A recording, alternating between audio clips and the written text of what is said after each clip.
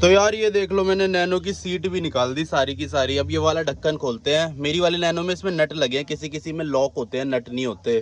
तो यार मैंने खोल दिया है ढक्कन भी। और ये देखो, ये वाला सेंसर है वो, ये।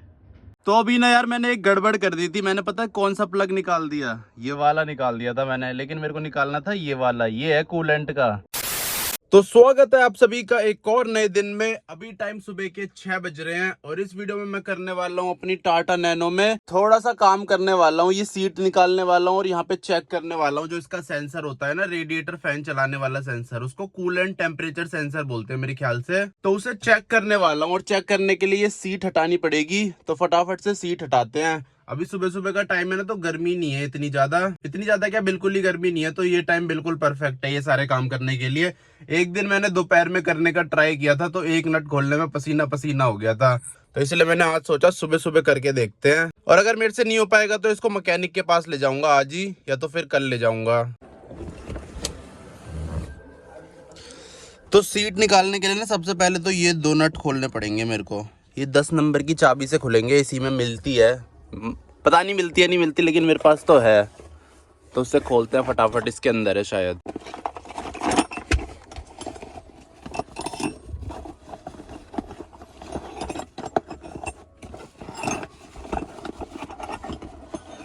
ये रही देखो, इधर 10 नंबर है, इधर 12 नंबर है, तो हमें ये चाहिए।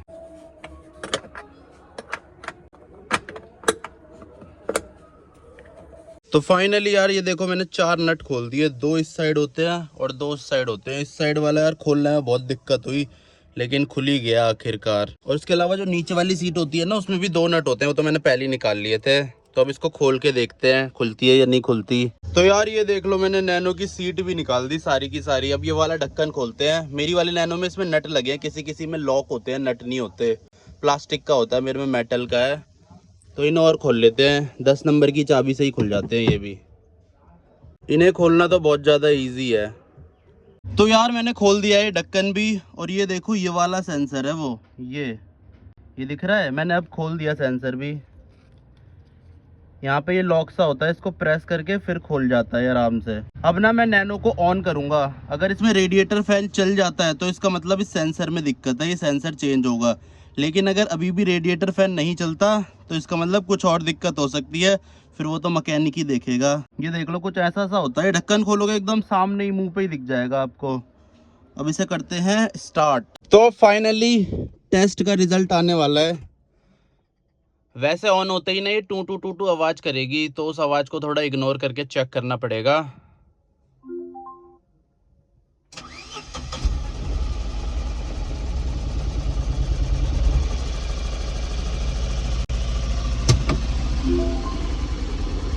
तो अभी ना यार मैंने एक गड़बड़ कर दी थी। मैंने पता है कौन सा प्लग निकाल दिया, ये वाला निकाल दिया था मैंने, लेकिन मेरे को निकालना था ये वाला, ये है कूलेंट का। इसीलिए कोई और मत निकाल देना, ये इंजेक्टर का है। ये एक इंजेक्टर, ये दूसरे इंजेक्टर का। आपको ये वाला निकालना है, एकदम कॉर्नर वाला है ये। यहाँ पे ये 2 पाइप से हैं, इसके कॉर्नर पे है। तो इस चीज़ का ध्यान रखना। तभी मैं सोचूं ये गाड़ी अजीब सी क्यों हो गई। चलो कोई नहीं यार, पहली बार कर रहा हूँ ना, इसलिए थोड़ा दिक्कत सी हो जाती है कभी कभी। कहीं पता चले खराब ही हो जाए ये पूरी तरह। चलो कोई नहीं, हो भी जाएगी तो क्या जा रहा है अपना। स्टार्ट करके देखते हैं। अब मैंने सही वाला निकाल दिया, तो अब दोबारा से स्टार्ट करके देखते हैं अपनी नैनो को। हाँ, अब मैंने सही वो किया है। ये देखो, ऐसे लाइट आनी चाहिए। अब चेक करते हैं पीछे। यार मेरे को लग रहा है किसी और चीज की दिक्कत है, सेंसर की दिक्कत नहीं है। क्योंकि सेंसर हटा के भी देख लिया, तब भी नहीं चल रहा रेडिएटर फैन। और जब थोड़ी देर बाद मैंने दोबारा गाड़ी स्टार्ट करी ना, तो गाड़ी स्टार्ट ही नहीं होती जब तक सेंसर का वो प्लग लगा नहीं होता। एक बार हो जाएगी, लेकिन ये नहीं कि बार बार होती रहेगी। फिर जब मैंने वापस प्लग लगाया तब जाके गाड़ी स्टार्ट हुई। और इसमें कोड आ गए थे, वो तो मैंने क्लियर कर दिया ओबीडी स्कैनर से। इसीलिए अब इसे मैकेनिक के पास ले जाना पड़ेगा। हो सकता है इसकी रिले खराब हो गई हो सकता है, कुछ भी हो सकता है। फ्यूज में दिक्कत हो सकती है, वायरिंग में हो सकती है, लेकिन सेंसर तो सही है इसका। तो अब फिलहाल नैनो तो स्टार्ट हो रखी है, एसी ऑन कर रखा है। अब इसे दोबारा हाईएस्ट टेम्परेचर पे ले जाके देखते हैं। अभी तो फिलहाल मैं कोड रीड कर रहा हूँ। अब मैकेनिक ही करेगा, अब मेरे बस का नहीं है, इतना ही था मेरे बस का। अभी ले जाऊंगा इसे, आज ही ले जाऊंगा या तो कल परसों जब भी ले जाऊंगा। हो सकता है आज भी, हो सकता है अभी थोड़ी देर में लेके चला जाऊं, या फिर हो सकता है बाद में भी लेके जाऊं, देखते हैं वो तो यार अभी फ़िलहाल ना मेरे को नैनो को लेके जाना था, पर कुछ दिक्कत आ गई जिसकी वजह से मैं ले जा नहीं पाया नैनो को। तो दिक्कत यार ये आ रही है कि जो दुकान है ना जहाँ से मेरे को ठीक कराना है वो मेरे घर से लगभग 4-5 किलोमीटर दूर है, और वहाँ दोपहर के टाइम नहीं जा पा रही नैनो, क्योंकि दोपहर में वैसी टेम्परेचर बाहर 45 डिग्री के आसपास हो रहा है, 40 से 45, और 40 से 45 तो वैसे ही हो रहा है नॉर्मल। जब गाड़ी चलेगी तो और ज़्यादा गर्म होगी। सुबह के टाइम लेके जा सकता हूँ मैं 6 बजे 7 बजे, लेकिन उस टाइम दुकान नहीं खुली होती, मेरे को वहीं पे रुकना पड़ेगा 1-2 घंटे जब तक दुकान ना खुले। तो यही दिक्कत आ रही है, और आजकल मैं रुक नहीं सकता। संडे को रुक सकता हूँ लेकिन आजकल मैं नहीं रुक सकता, क्योंकि मेरे को सुबह सुबह जॉब पे जाना होता है। तो अब यार मेरे को संडे तक का इंतज़ार करना पड़ेगा। आज तो क्या है, आज फ्राइडे है, कल सैटरडे है, परसों जाऊँगा सुबह सुबह, क्योंकि कल मैं जा नहीं सकता, कल भी काम है, और दुकान सुबह सुबह खुलती नहीं है, और लेट खुलती है 10-11 बजे।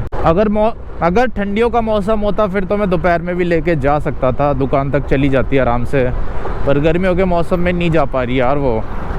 एक तो जाम भी लगता है दोपहर में, फिर फालतू में रोड के बीच में खड़ी हो जाएगी और ट्रैफिक लगवाएगी, और इसलिए मैं रिस्क लेना नहीं चाहता बिल्कुल भी। और आजकल यार ये गोप्रो भी आवाज़ रिकॉर्ड नहीं कर रहा ढंग से, पता नहीं क्या हो गया, ख़राब हो गया शायद। ये ख़राब नहीं होना चाहिए, ये तो नैनो से भी ज़्यादा महंगा है। ऊपर से नैनो तो ख़राब होती है तो ठीक हो जाती है, लेकिन ये ठीक नहीं होगा।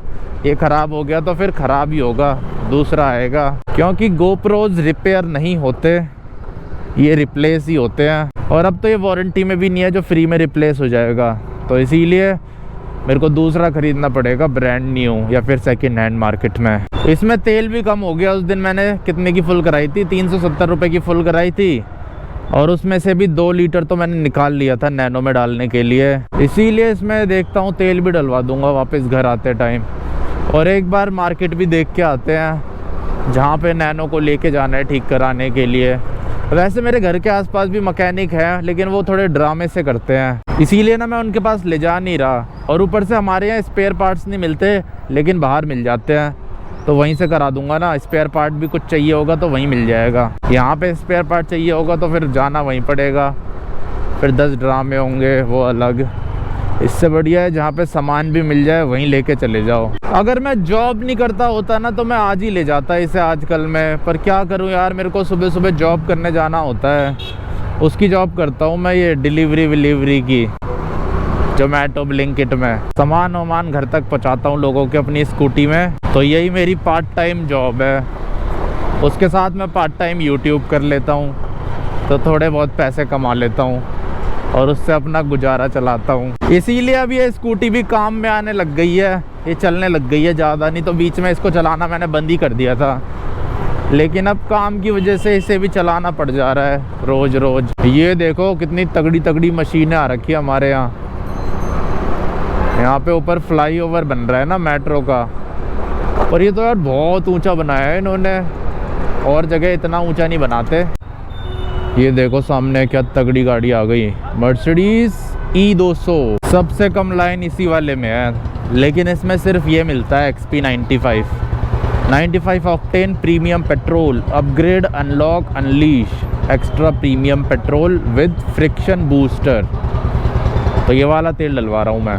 इसकी ब्रेक भी यार ख़त्म हो गई आगे की, ये देख रहे हो इतनी दबती है। पीछे की तो सही है, पीछे की ब्रेक के भरोसे ही चल रही है ये अभी तक। भैया 200 का डाल दो। कैमरा ये 40,000। हाँ 40 का है, गोप्रो है ना ये। तो यार यहाँ से 200 रुपीज़ का तेल डलवा दिया। अब 200 रुपये के तेल में ये ऋषिकेश पहुँचा देगी मेरे को। वैसे 300 रुपये के तेल में पहुँचा देती है। मतलब मैं टंकी फुल कराता हूँ ना जब भी जाता हूँ कहीं घूमने।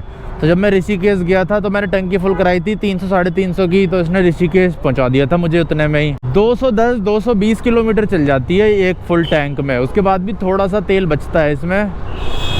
ये देखो यहाँ पे तो इयोन ही इयोन आ रखी है, और एक ये Hyundai की गाड़ी।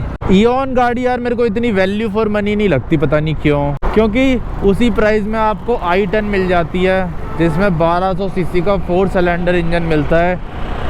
इतना तगड़ा स्पेस, इतनी तगड़ी पावर, इतने तगड़े फीचर्स, उसमें आप बटन से ही ना ORVM कंट्रोल कर सकते हो, चारों पावर विंडोज़ मिल जाती है और 150, 160, 170 तक मिल जाती है, वो भी जिसके 2-3 साल बचे हो। तो इसीलिए इओन से बढ़िया मेरे को i10 ही सही लगती है।